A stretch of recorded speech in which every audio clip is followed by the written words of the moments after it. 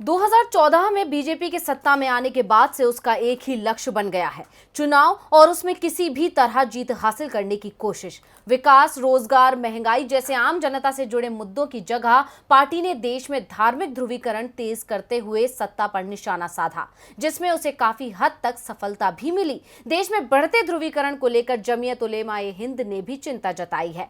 UP के सहारनपुर जिले के देवबंद में जमीयत की बैठक बुलाई गई, जिसमें कई प्रस्ताव भी पास किए गए हैं।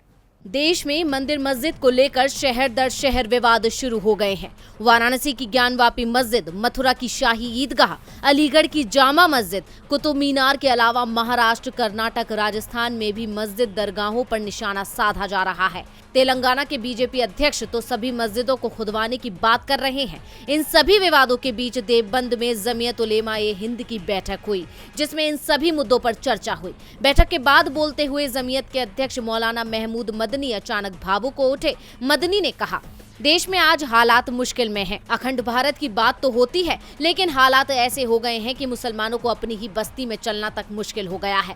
देश में नफरत के पुजारी बढ़ गए हैं। हम लोग ऐसे मुश्किल हालात में हैं जिसकी कल्पना नहीं कर सकते। हमें अपने ही देश में अजनबी बना दिया गया है। हमारा दिल जानता है कि हम किस मुश्किल दौर में हैं। हमारी स्थिति तो उस व्यक्ति से भी खराब है जिसके पास कुछ नहीं है। हमारी स्थिति का अंदाजा कोई और क्या लगा सकता है। मुश्किलों को झेलने के लिए हौसला चाहिए, ताकत चाहिए। हम कमजोर लोग हैं। कमजोरी का ये मतलब नहीं है कि हमें दबाया जाए। हालात मुश्किल हैं, लेकिन इस समय भी मायूसी की जरूरत नहीं है। हम जुर्म सह लेंगे, लेकिन देश पर आंच नहीं आने देंगे। हम हर चीज से समझौता कर सकते हैं, पर देश से नहीं। इस बात को हर किसी को समझने की जरूरत है। पूरे मामले में सरकार की खामोशी पर भी मदनी से सवाल उठाए गए। उन्होंने कहा कि मुश्किल के हालात और उस पर सरकारों की खामोशी अफसोसजनक है। ये स्थिति बदलनी चाहिए। मुल्क में जो बांटने वाला वातावरण है उसे खत्म करना होगा। नफरत के खेल को बंद करना और करवाना होगा। अगर जरूरत पड़ी तो जमीयत जेल भरने के लिए भी तैयार है।